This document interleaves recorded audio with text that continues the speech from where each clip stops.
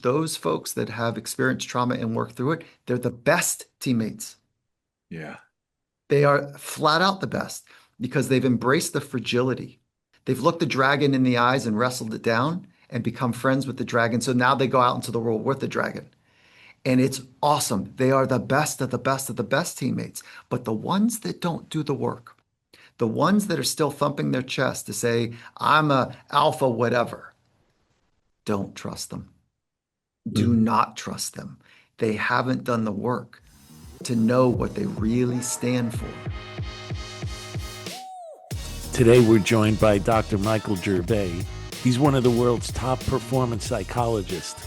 Dr. Mike trains Olympians, world champions, MMA fighters, Fortune 100 CEOs, and elite performers on how to master their minds under extreme pressure. He's the founder of Finding Mastery, a high-performance psychology consulting agency. He's the host of the podcast Finding Mastery. He's a co-creator of the Performance Science Institute at the University of Southern California. And Dr. Mike is also the author of the best-selling book, The First Rule of Mastery: Stop Worrying About What Other People Think of You. Dr. Mike has developed practical frameworks and training that help individuals and teams unlock their potential in the most demanding and competitive environments. So for enterprise software sales leaders, sales reps who face long sales cycles, sell into a number of complex stakeholders, facing constant rejection and always under the gun to make the quarterly sales number, this conversation is going to be pure gold. Dr. Mike, thanks for joining us on the Revenue Builders podcast. So, Dr. Mike, you discuss FOPO, what you refer to as fear of other people's opinions, is one of the biggest hidden barriers to human potential. Can you expand on a little bit on that so for the audience so they understand exactly what you mean? Yeah.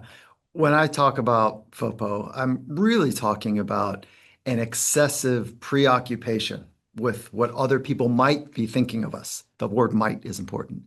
And it's often shows up before an interaction even happens. It's this constant chronic, if you will, worry about what they're thinking about us. And it is full on anticipatory. So it's readying us and preparing us to tune to be accepted and or rejected.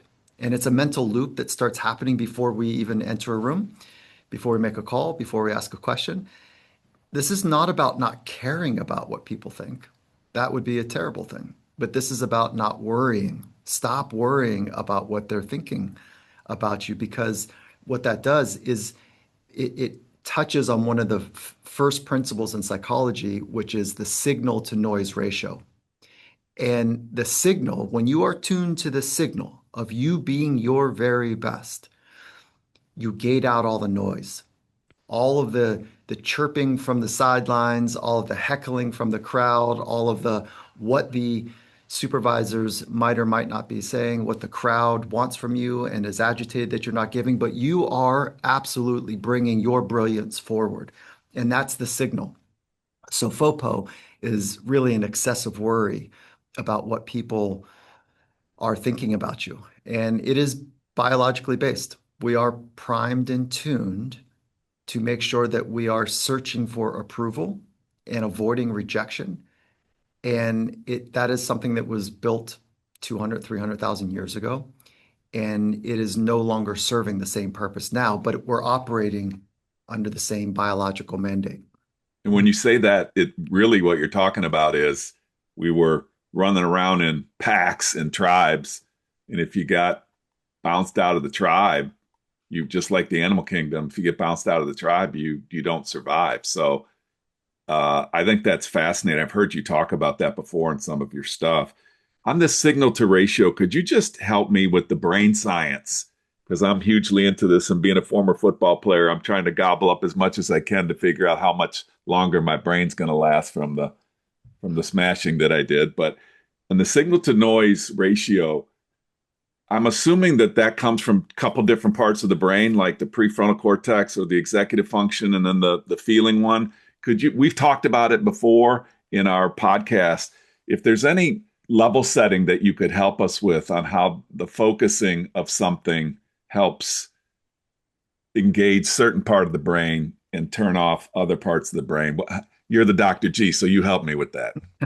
For sure.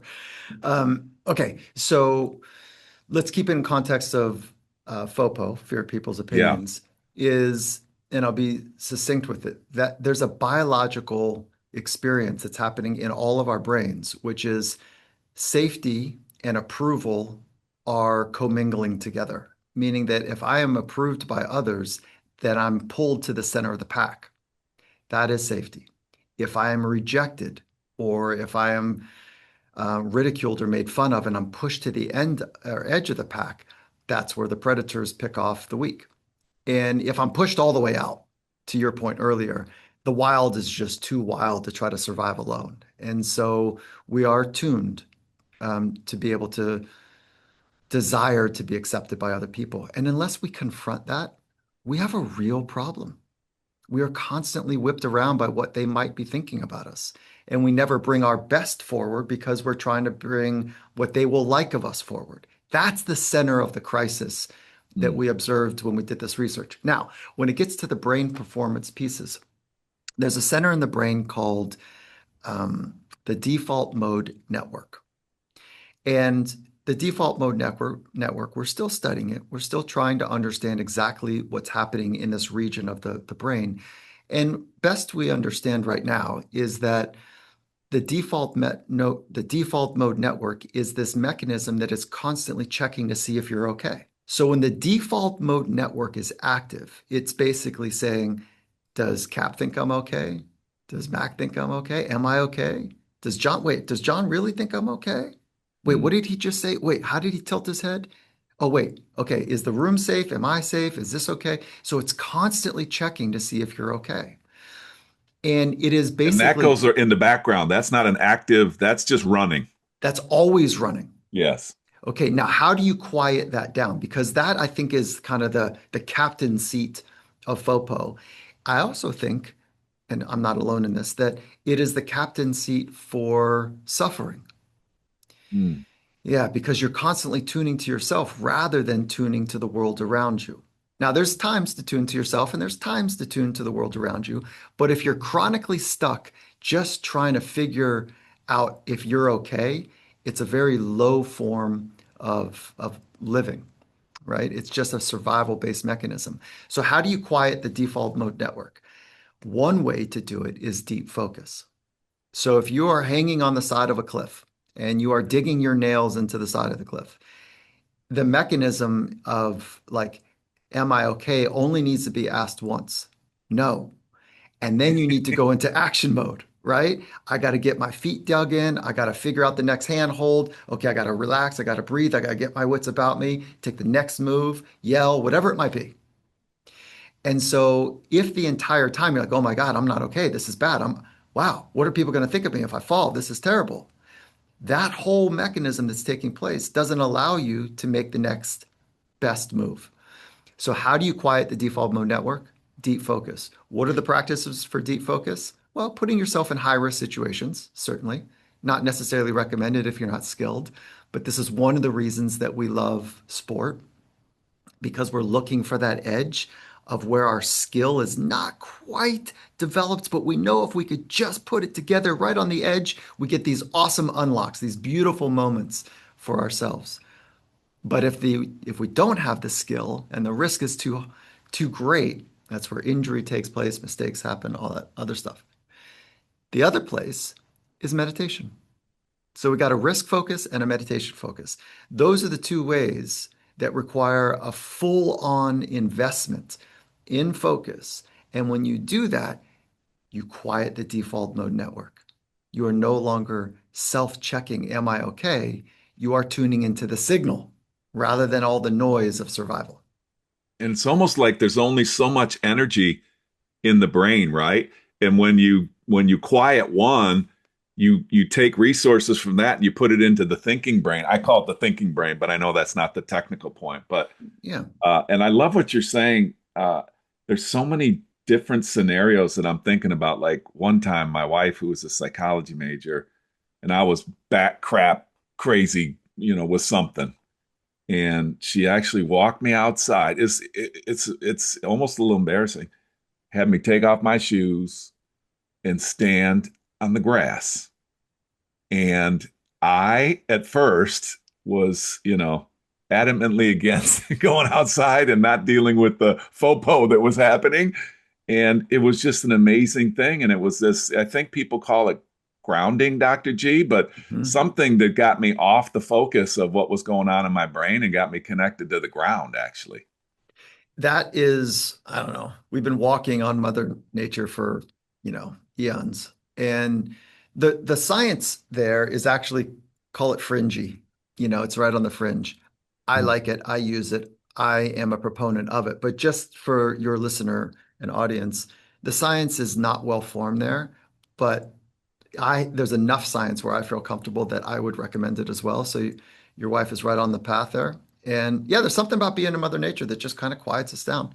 And that research is actually clear. We really do understand that being part of nature and a tick down from there is looking at nature, and a tick down from there is looking at a picture of nature. All three of those are found to quiet our central nervous system. Yeah. What strikes me in this conversation is with FOPO, you're trying not to look bad when you're building a relationship or in a complex sales situation. But at the end of the day, if you're worried about that, you're not your authentic self and you're Mm, not truly in the moment. you got it. It makes it really difficult to listen and then hear what people are saying and actually use your intuition. You nailed it. You've absolutely nailed the performance aspect of it. Yeah. It's a little bit like a strobe light effect. Go back to when you were young in middle school and you were at the middle school dance and the DJ put on the strobe light and everybody thought it was really cool. And when you moved, you would take like nanoseconds or fractions of a second out of the frame. Everything would go dark and everything would go light again. And that's kind of what happens when your default mode network, when FOPO is active, it's as if the external world goes dark. And then when you say, oh, no, no, hold on, what did John say? You finally come up and you're trying to tune to the signal of what John says, the lights are on, if you will. Then you're able to say, oh, he's squinting in kind of a weird way. And then if you go, wow, is he thinking about me? Oh my God, I'm going to blow this deal. You're back inside in the darkness, right? If you will.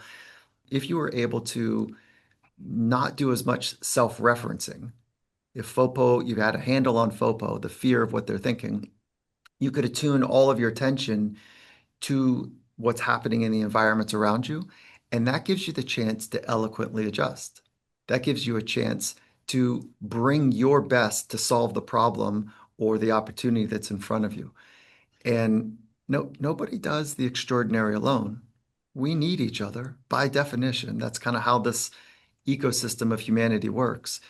And if you are just trying to take care of yourself because you're in a survival brain, and FOPO is part of that survival brain, it's the anticipatory part. You're just a bad teammate. You're not, you're, I don't Right. know, I don't have another way to say it. Like you're just not a good teammate. You're not a good partner because you're just consumed with yourself. And so, John, when you're able to work with this FOPO and you can ground yourself, I'll use both of your analogies, and you're able to be fully present with the other person, you got something. They feel Mm. seen and understood, blah, blah, blah, blah. You know the narrative. And you've got a relationship that is actually grounded in something that is not self-serving. Dr. G, what do you do with the phenomenon like in sales or business where you have so many people that are overachievers that have overcome some type, I don't want to be too sappy, but overcome some, we've all got trauma and we've overcome trauma in some way. We use it as, we think we're using it as a superpower. We walk around the world telling ourselves, I came in this world by myself. I can take care of myself. I'm going to die by myself, whatever the mantra is. And you, because we all have this built-in innate need to be a part of the pack, how do you approach when you're leading people, those people that are highly independent, highly self-sufficient, proud of it, effective? How do you help them reach another level by pulling them out of that. It's not, you know, your superpower is actually helping you, but it's also hurting you. Does it make sense? Yeah. I think the way that I'll go with that is that I've been fortunate to be part of some of the most extraordinary teams at the Olympic level, in pro sport, been able to win the Super Bowl twice with two different teams. Same franchise, two different coaches. I think it's like 32 Olympic teams, gold Seattle medals. Seahawks, right? Yeah, that was the Seattle Seahawks with the Super Bowl. But I think the number is like 32 medals in the Olympics. I'll just kind of stop there. There's a lot more. But what I want to say is that none of that extraordinary feats or those outcomes, those winning outcomes, happen by one person being the one. There's a Yeah. team. Even in individual sport like surfing or tennis or whatever it might be, there's a team underneath the team. And I think you guys will remember that the work I did with the Red Bull Stratos project, where Felix Baumgartner went up to 128,000 feet and was the first person to jump and travel the speed of sound. There's a team inside the team there too. Mhm. So your trauma and my trauma, either if you haven't had a trauma, you're heading toward it, no problem. You got to figure it out some kind of way. The end game for us is to understand how to work well and not be constantly triggered by the thing that scared us, and fractured our sense of safety. That's really what trauma does. And it makes us feel alone. It makes us feel as though no one's there to take care of us. It makes it feel like we're fragile because that thing happened and it could happen again. So post-traumatic stress disorder is the name for what happens after trauma, but it's actually not a great description of it. Because what happens when people go through traumatic experiences, they reorganize their lives to protect themselves from being 100%. re-traumatized. So it's a protection of re-traumatization is what we should call it. Mm. And what that does is oftentimes it keeps people at a distance because for the most part, humans also are predatorial. And so events can change us, but also the disappointment from other people in the way that they behave during those events or even the cause of those events. So we protect ourselves and we feel like we're alone. That type of trauma can be an amazing laboratory to get down to, wait, hold on. How do I work through this? Oh, I got to figure out how to take care of myself. Okay. When I work those psychological skills and practices, I feel a little bit more together. And then I can't just be by myself in this world. I need to figure out how to be great with other people. So that's kind of level two. And when this starts to emerge, those folks that have experienced trauma and work through it, they're the best teammates. Yeah. They are flat out the best because they've embraced the fragility. They've looked the dragon in the eyes and wrestled it down and become friends with the dragon. So now they go out into the world with the dragon. And it's awesome. They are the best of the best of the best teammates. But the ones that don't do the work, the ones that are still thumping their chest to say, I'm a alpha whatever, don't trust them. Do Mm. not trust them. They haven't done the work to know what they really stand for. But the ones, again, who have wrestled with the dragon in their own life and they've come and they can talk about it, and you can feel that they are not whipped around by the external world because they are governed by their values and their principles. They've got some purpose that's bigger than them. Those are the ones you want in your life. Those are the ones that will have your back. Those are the ones that you want to partner with because you go further when you work with other people. And that's the essence of elite sport. That's the essence of great teammates in great companies. Talk a little bit about, I'm getting ready to go into a meeting with an economic buyer. I've been working on a sales situation for 9 months. It's a multi-million-dollar deal. And I feel nervous, even though I think that I've definitely prepared, but I care so much. I'm nervous. At the same time, maybe there's this fear that's, fear of failure, fear that I'm not going to get the deal. How do I determine if I'm really scared and fearful or if I'm just a little nervous because I want it so bad? Cool And I question. am prepared. Is that a Cool decent question. question? Is Good that a what? question. Is that a What did decent question? Good question. Great question. That's a great question. You're speaking right to the heart of what activation. So it's a technical term in high performance psychology, which is arousal. And that arousal state is really talking about your level of internal activation. And if you think about a normal distribution curve, right, where you've got like a inverted U, as the model would suggest, that and if you break that up into three sections, you've got the low part of the curve, the 1, 2, 3, 4. You've got the 4, 5, 6, which is the highest part of the curve, the top of the U, and then you've got the 7, 8, 9, 10, which is on the right side. And go back to what our grandmothers likely taught us, which is the porridge is too cold, it's too hot, or it's just right. And when you lay that framing with activation, that is this, it's the same type of thing, is that there's an activation level that's uniquely right for you, right?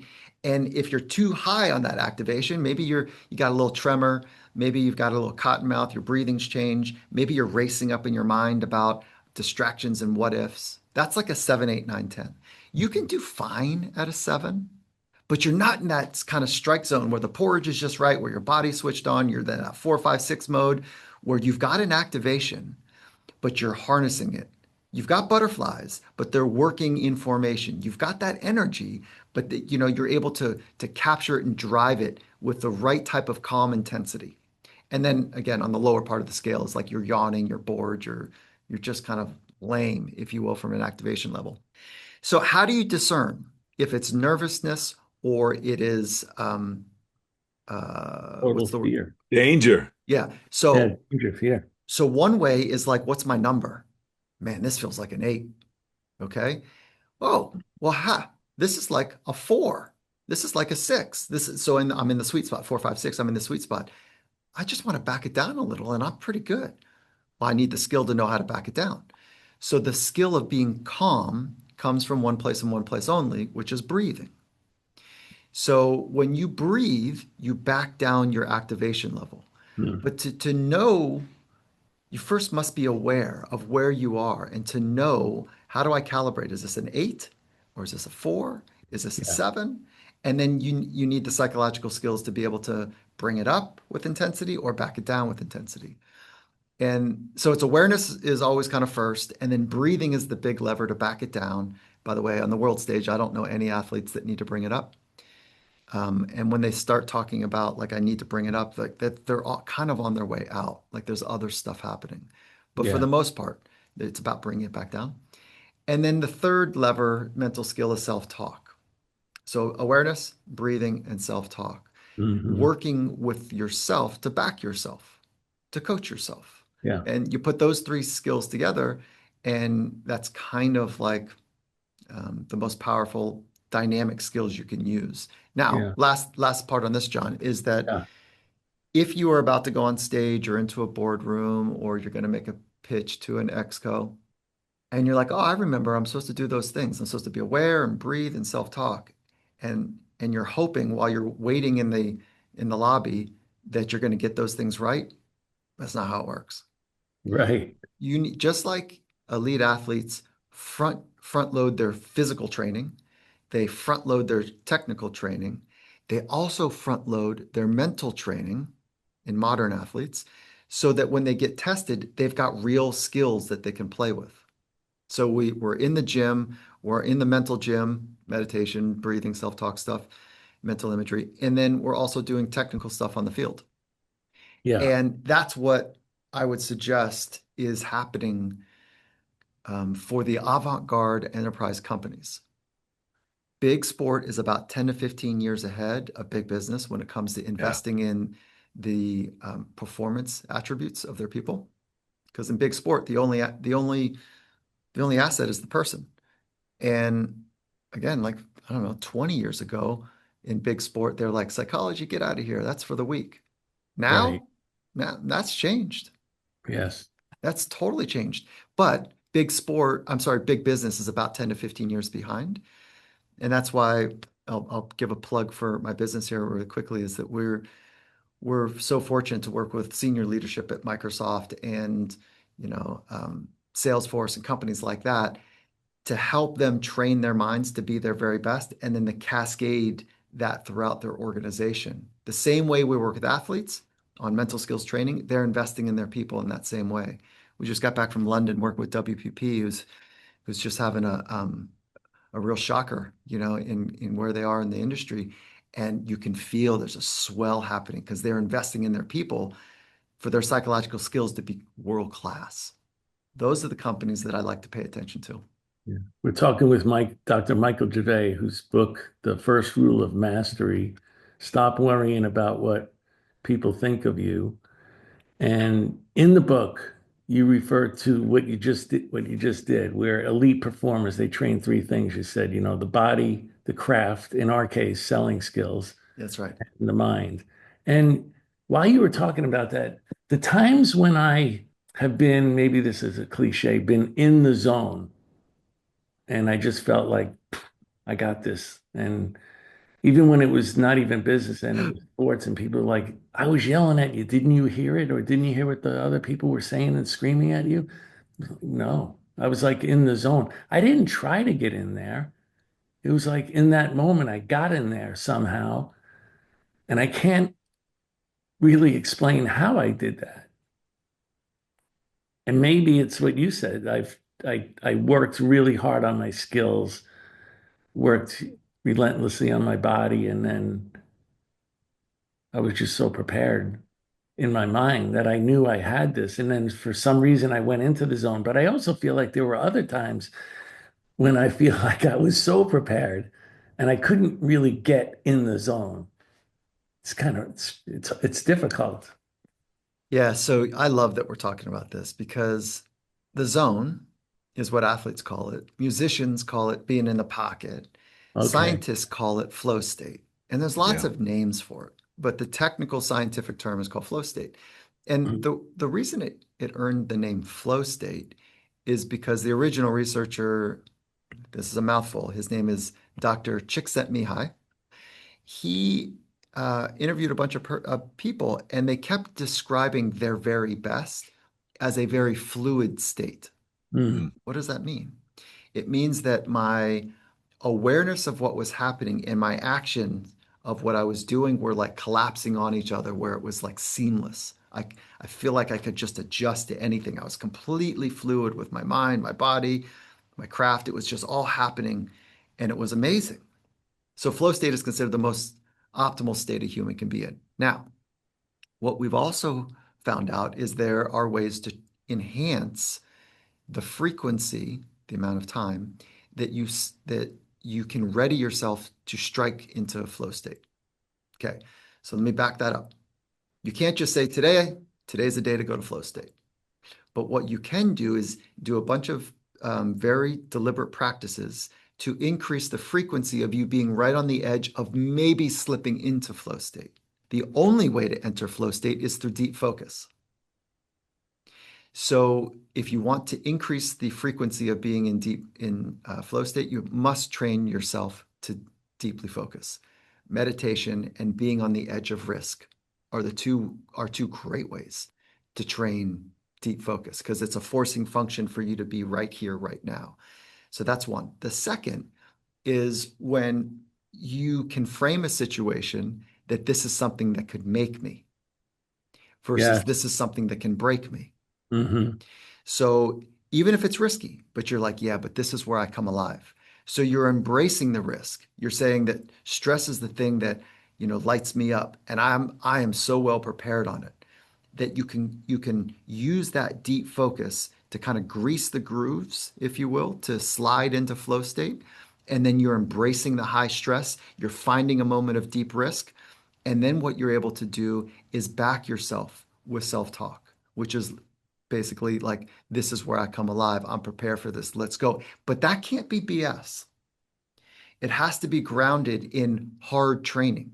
It has to be grounded in the cauldron of iron sharpens iron. It must be fortified because the fake it till you make it. I mean, you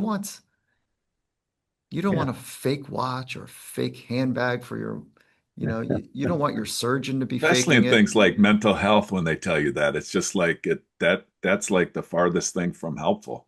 Oh God, it's so dangerous. Right. Fake what? Now, fake being so yourself. Mhm. Dr. G, get us Yeah. in the laboratory here for a second because I'm so excited about what you're saying and you're calling it meditation, but I want you to help us. Like we've got to have a way to be able to get inside ourselves every morning. Think about, if you got up in the morning, if you could just give us some advice. We got to look for trailheads or whatever they are. Do we look for things that are causing us angst? Do we look for like how do we get inside? How do we identify and how do we do that work? Um, Obviously, there's training to help us do that, but like, how do you do it? Like, you find something, you sit there, you embrace it. Give us whatever you can on the sauce. What do you mean by that? Like, what is the So thing? for me, I wake up every morning, Yep. and I'm a big believer in Schwartz's stuff on the family systems. So Okay. I got a little bit of trauma from the Hmm. past, and I got these parts that are barking at me. And they Hmm. bark at me, and I've just accepted they're going to be barking at me for the rest of my life. And they're not bad parts, they're just parts of me. So when I wake up in the morning, I just hold court and find out who's barking. How do you do that, Cap? For me, typically there's something that's happened, there's a trigger, there's a feeling that I have, anxiety in the chest, there's anger, and I'm just getting ready to face my day. And I just go look for those in the body. And they're normally related to something that's happened around me that is causing me, to get triggered from these parts from years ago that didn't feel safe, didn't feel, you were using the language on the fringe of something bad happening. And so I just kind of sit there with them and I understand them and I give them space. Like I used to just blow them off, and that led to some really bad outcomes for me. Now I just give them space and try to understand what they're telling me. And it's amazing. They'll tell me, hey, dude, you're not prepared today for your meeting. Or you didn't have a good interaction with that person yesterday, and there's something bad going to happen in that relationship or what have you. That's the kind of that's the kind of thing that I do. And it helps me because I have to go find it if I'm honest with myself. And that's not always comfortable. And it's not always, Right. sometimes it's a drag. Yeah. So what I hear you're doing is there's lots of tactics, there's lots of ways to do it, but you're turning inward and then you're working with, so you're turning your attention inward to become more aware of what's happening, and then you're working with whatever the nature of that narrative is. Yeah. Great. That's good. That's a great practice. And I think if I suggest maybe a couple things. One is there's only a handful of mental skills. That's all there really is. And I'll explain those to your community right now for great clarity. But there are thousands of ways to work those skills. One way is you hear a lot of people talk about, um, routines and start in the morning and how do you start your day, which is what you're describing.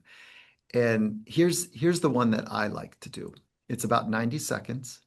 And I'll never forget, this was the chief commercial officer at Microsoft. This is, I think the new title is CEO of Commercial Enterprise, I think is the new title. But when we first introduced this to him, he was like, okay, look, I can do that. This is 90 seconds. And it's a way to start your morning before you even get out of bed to wake up certain circuitry in your brain. Mm. So the first thing, there's 4 steps to it. And I'll send you a link. And so you guys can send it to your We'll put them in the community. show notes. Yeah, Thank you. yeah. And I think the link is morningmindset.findingmastery.com. And I'll double check and make sure. Um, so the first thing is one deep breath. That's all you do. Your sheets are still on. And before you check into the noise of the world, you check into the signal. And that signal is one deep breath. Okay. So you breathe in through your nose, 4 or 5 seconds, whatever lung capacity you have. And then you exhale for double the length. So if you're going to inhale for 4, you exhale for 8. If you're going to inhale for 5, you exhale for 10. Just one. What that does is it sends a signal to the brain. And that signal is we're in charge. Mm. There's no predators. It's okay. Now, If you did more than one breath, I think it's a good thing. And all I'm suggesting is just start at least with one. Okay. So one breath. The second is one thought of gratitude. So this Mm. is not a check the box. I'm grateful that I've got my eyes. I'm grateful that I've got a bed. Just really embody one of them, whatever that might be. Fully embody and feel the one. And that should take a handful of seconds when you get good at it, but it might take a while to practice that where you can really feel it. Most people are intellectual with their gratitude, which doesn't really do what we would hope it would do. That's a great point. Okay, one breath, one thought of gratitude. Again, John, if you wanted to do 3 gratitudes or 6, whatever, like good. This more is better for this practice. One breath, one gratitude, one intention for the day. What's an intention? An intention is when you use your imagination and to see a compelling future and you snap into like a moment in time when you're like, I want to show up with John and John this way. And you're laying in bed still, you're using your imagination, you're kind of going through how you want to show up later in the day. It could be for a pitch meeting. It could be just the way that you enter into your building. It could be the way that you experience your first meal with somebody, whatever. You're just using your imagination to see yourself being great. One breath, one gratitude, one intention for the day. And then pull your sheets off, flip your hips to the side of the bed, and just take a moment to be where your body is. That's training being present. Mm. So those are the 4 mechanisms to wake up very particular parts of the brain. The more time you spend in each one of those, the better. That's training is really time under tension. So we want to do more if we can. But if you just did those 4 things and that became kind of part of your morning routine before you got out of bed, you'd be waking up your brain in a very specific way. And I like that one a lot. I use it every day. I love that one. And the intention. So, and the intention piece, Johnny was talking about a meeting that he had. Others will, critical conversation, going to the doctor and getting results or something. That's right. Do I think you said this, I think you encourage people to not wait to spontaneously experience that, but Yeah, see if you can simulate it in some way before. that's right. So your brain recognizes that, hey, no problem. I've seen this before. Can you give us the science behind that or Yeah. the how Yeah. behind that? Yeah, well, as an elite athlete, you would recognize the power of mental imagery, and it's something that elite athletes have been using for a long time. Matter of fact, the whole field of the psychology of sport or sports psychology came from studying how the best in the world use their mind. And mental imagery was one of those best practices, and now we understand like how to share it with other people. So intention is this thing that I was talking about in the morning mindset is really hanging off of mental imagery. And what mental imagery is, there's nothing wrong with spontaneously experiencing life. Like that's actually the high art, is loving the spontaneity of a moment, but having such a requisite emotional and psychological skills that you can play, that you can work with it. But for most people, when they just want to spontaneously experience life, they get knocked off balance, or somebody says something, or like they worry that something could happen. And because they don't have those, they haven't invested in the psychological skills. Mental imagery is one of them. So, what is it? It's very simple. We've all done it. Actually, I think it's 5% of the population is not able to see images in their mind. They're not able to see in their mind's eye, like the Hmm. color of an orange or even any shape of an orange, if you will. So if you're one of these, the 5% of folks that can't see it, no problems. That's just kind of the luck of the draw. But most people, 90+%, are able to see and use their imagination in their mind's eye. Now, what athletes do is they purposely direct it to something that matters to them. And they see it and play it over and over again from different angles, different perspectives.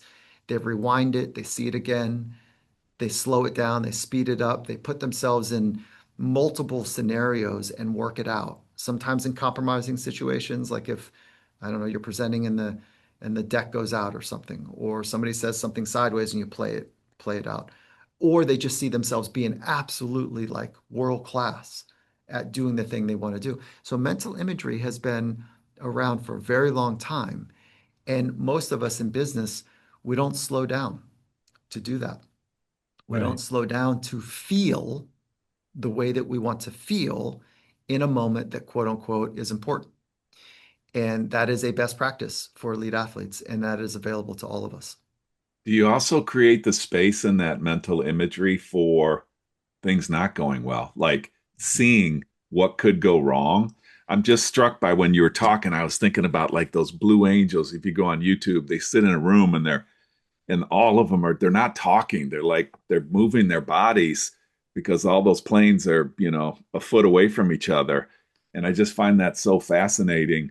And crap's going to go wrong. I think the most successful people in life are the ones that have seen the bad stuff that could happen, and in the best possible way, they're prepared for it. Yeah, so I used to think early in my career, I used to think that, oh, you don't want to see mistakes because you're programming that. Yeah. And that's not right. It was naive. It was me not really understanding the science, and it was me being afraid of seeing something not go brilliantly. And come to find out, best in the world, I think the ratio that I'm comfortable with is 85-15. 85% of the time you're seeing yourself being absolutely world class, and Right. 15% of the time you're seeing yourself in a tricky situation. And I'll tell you the story about this. Again, it was relatively early in my career, and I was working with a cage fighter in the UFC. Um, I'll tell you, this sports psychology thing has taken me to wild places. I've been able to Very cool. corner 3 fights in the UFC, which I never thought that would be part of my career arc. And so where I'm working with the fighter and we're working on mental imagery, and he says, Doc, we keep seeing myself being great. Like, that's cool. But the guy I'm going against is the best in the world at a triangle choke with his legs. And so what a triangle choke basically is, the other person would wrap their legs around your neck and squeeze the air out of you until you pass out. So And you he's tap out. Yeah, until you tap out. So he's like, he's the best in the world at it. Put me in that situation.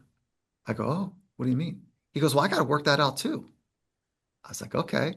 So next session, we put him in the situation where the guy grabs his arm, pulls him down, into the mat, locks his elbow, and then wraps his legs around his neck. And usually this is considered, for this particular fighter, um, a game-ending scenario because he's so Yeah. good at it. And what you're supposed to do in that moment is like build your back big and like have a big posture. And so you're using all of your back muscles and your neck muscles to create great tension so that it pushes against his groin muscles, which are weaker than back muscles, so to speak. And so it's the counter to it. But what most people do is they panic, they hunch over, and they lift the other person up, Yeah.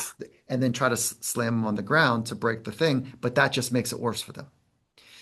So we put him in this compromised situation, and then just see himself, trust himself to make the posture, panic, panic, panic. It's not working. Stay the course, stay the course. Okay, there it is. You're noticing it's getting a little weaker. Stay there, stay there. Okay, and then doing it that way to give him a free look without actually getting choked. And it was like 3 weeks later, quartering the fight. Before you know it, my fighter's arm is on the mat. The other fighter had pulled him into the mat, and his legs are wrapping around his neck. And the coach looked over at me like, "This is what we worked on." And so both of us were like, "Oh, excuse me, oh shit, let's see what happens here." And so our eyes are as big as wide because I didn't know at the time, and the coach wasn't quite sure. He's like, "Man, I told you, you know, we should not put him in mentally in this scenario." And both of our eyes are really big. Sure enough, the athlete did exactly what his mental and physical training suggested. Big back, hold the course, stay with it long enough. He broke the chokehold, and eventually won the fight. It was awesome. And it was the first moment I had the experience of like, wait, hold on. This idea that if you see something going wrong, you're going to make that so. No, you need to work that out so you don't hit the panic button. Mm. When I worked on the Felix Baumgartner project, the Red Bull Stratos project, where he jumped from 128,000 feet, it was so dangerous. that the entire kind of community said you should not do this. The brightest minds in aerospace were not sure if he went to 128,000 feet and if he was successful in being able to get out on that ledge and if he was successful jumping and able to put his head straight down because he could get into a flat spin. And if he Hmm. rotated in a flat spin, all the blood would go to his head and his feet and he'd land incapacitated, right? But if he was able to get his head down and do the transonic speed of sound, that his head and his body would do Mach 1, but the drag on his arms would be less than Mach 1, and they weren't sure if his arms and legs would just rip off. So this was so dangerous for multiple reasons. And the team had to be great. And what that team taught me before I get to the mental imagery, being a member of that team, this is what I love about honest environments, where enterprise companies I find are not as honest as I would hope. In these environments of consequence, it forces them to be honest. Because if you're not honest and you're not real, there's so much on the line that maybe you're going to miss something. And in those environments of consequence, when it's real and they are speaking to each other in honest ways, it's kind of prickly. It's a little unsettling because, John, you might say to me, hey, Gervais, you got to get your stuff together. Like you're showing up a little late and it's not okay. Or Gervais, like you're showing up and it looks like you're bored, man. What the fill in the blank? Like, what's going? Hey, Gervais, that bolt that you said was secure, it came loose at 70,000 feet. It came loose. Like, get your stuff together, dude. Like, or you're out of here. There, it's so honest because the consequences are real that it forces us to be great. Hmm. And in the enterprise companies, the ones that are honest, they've got something. But we're so afraid to offend the other person. We're so afraid to say the thing that might upset them or make them feel bad that we don't speak honestly. But there's something that I'm missing that I want to make sure I suggest to you is that when the environments force honesty, the teams that make it do two things very, very, very well. They get to know each other so they can support each other and have each other's back, and they can challenge each other. So it's support, then challenge. The honest environments that don't have the support mechanism in place and it's all challenge, it falls apart quickly. So you must invest in the relationship to quiet FOPO, to quiet all the worry that goes into like, am I okay? Because once you get to know somebody, you're like, look, I'm gonna be a great teammate with you as long as you are a great teammate in return. If you're gonna carry your water, I'm telling you, I'm carrying my water. Let's figure out how far we can go. And if you need to put your water down, I'm gonna pick it up, but I'm gonna tell you I'm picking it up, and I'm gonna tell you I'm not gonna carry it forever, right? So you better get yourself together. So those honest types of relationships, they're built on the honest types of in teams, they're built on relationships so that they can support, then challenge each other. And so those are the ones at the enterprise level that I want to be part of. You said something really critical there for me. You said if you know somebody, and I can't gloss over that because I think that's what's wrong with most big biz. Yeah. Is that we don't really get a chance to know somebody. And part of it is that many of the people don't know themselves. And so there's an old saying, I think, that the most successful people in the world are the ones who've made sense of their own story. And so if you got to be able to create space for people to be able to share their story. And then once you know their story, like in one of your talks, I heard you talk about Bill Russell used to get on a train and just think about how I can help my teammates. And he was the greatest in the world. But he was thinking about how he could help his teammates. And that's how they won so many championships, I think, that's your hypothesis. Yeah, Bill Russell, he won like 11, I think it was 11 championships. And he knew when he came to speak to us at the Seattle Seahawks, he said exactly what you just said, Cap, which is he's like, I knew I was good. In other words, he knew how to take care of himself. He wasn't worried what other people were thinking about him. He wasn't, he was getting his right sleep, his right training, and he was highly skilled. He's like, I knew I was good. I had to figure out how to be a great teammate. I had to figure out how to help my guys be great. So before he would arrive at the facility, the training facility, he would go through each teammate and coach, and he would have a plan. How am I going to be great for John today? Maybe Cap, maybe you need a little, like a little, knee to knee conversation, as we call it.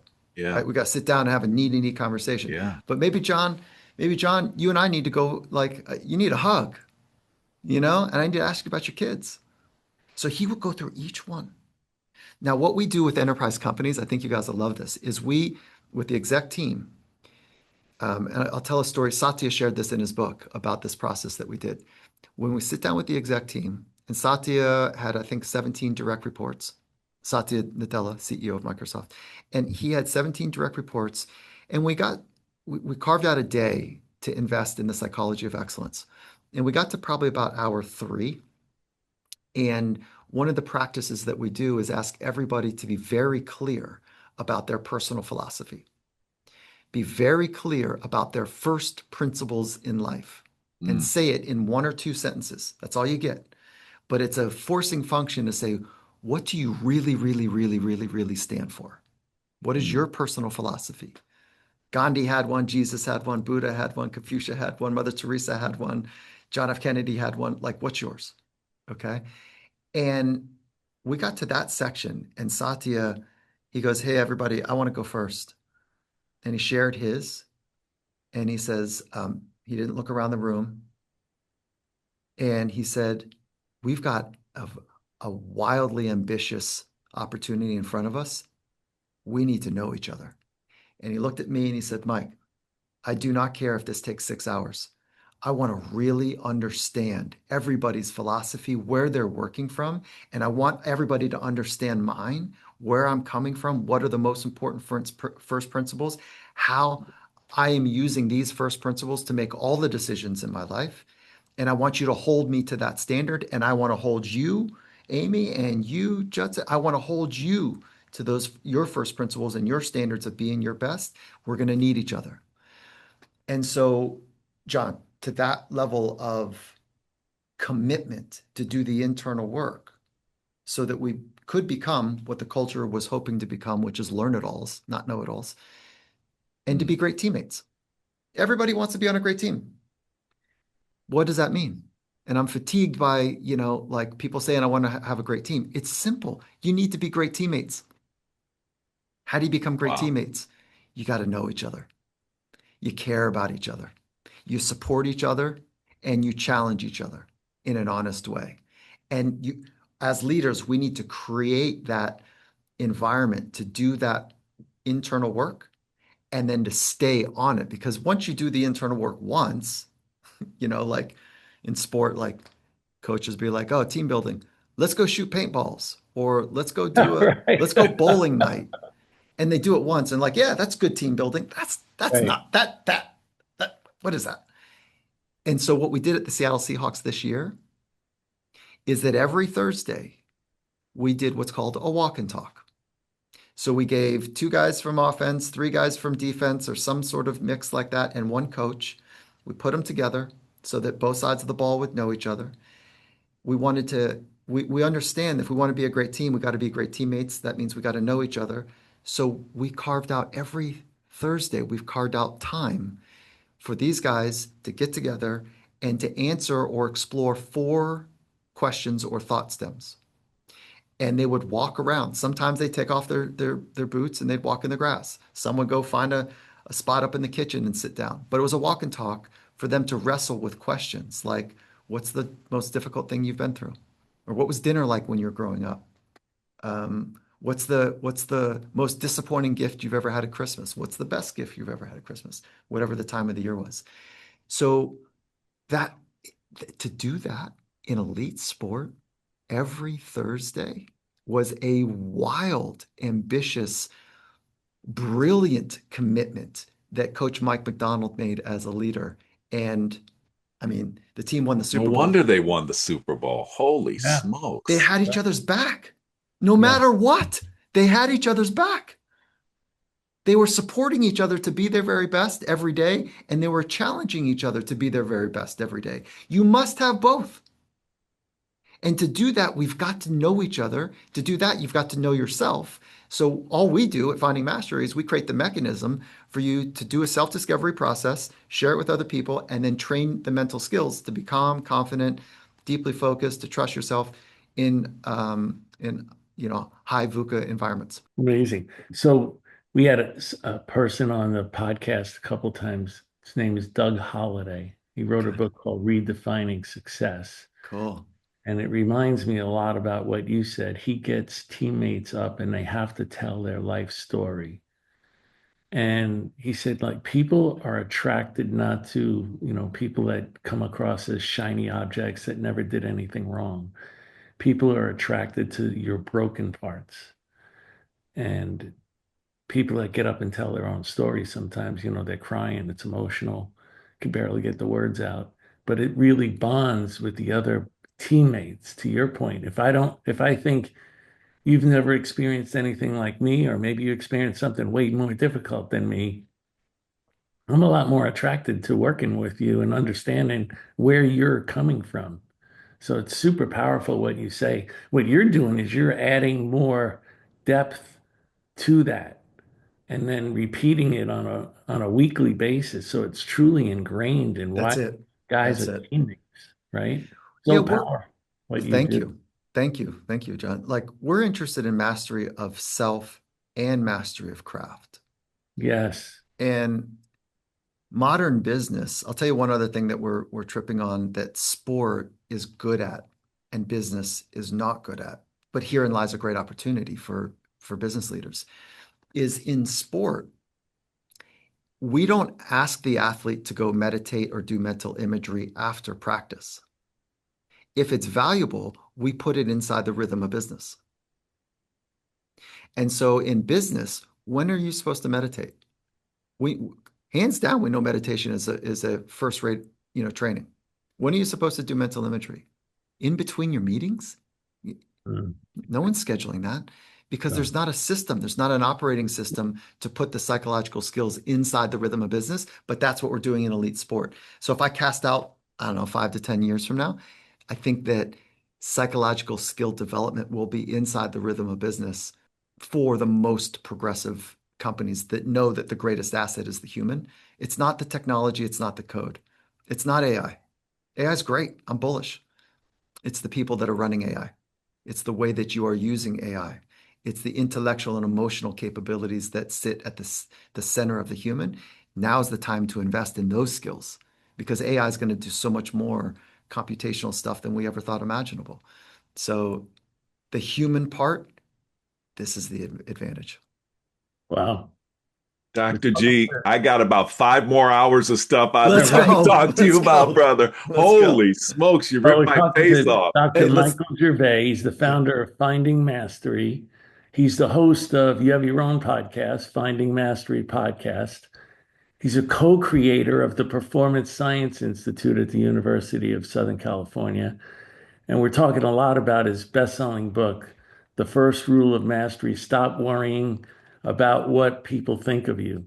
Really awesome. Thank you so much. And the company, did you say this already? The Finding Mastery Company. How can they find you? Yeah, How can we find you? Yeah, website's cool. Okay. Like findingmastery.com is cool. Go grab the morning mindset findingmastery.com, morningmindset.findingmastery.com, and then you'll kind of get in our flow a little bit and we'll send you an audio file. That's a fun way to stay connected. And I like social media. I'm having fun on it. So you can find me at Michael Gervais, and it's Gervais. Crushed it. Thank you so much, Doc. Truly appreciate it. Appreciate you guys. Yeah.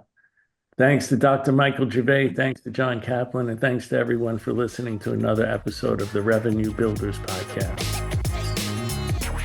Thanks for listening to today's episode. If you enjoy the content, please subscribe, rate, and review the show to help us reach more people. This show is brought to you by Force Management, where we help companies improve sales performance, executing the growth strategy at the point of sale. Check out forcemanagement.com for more information.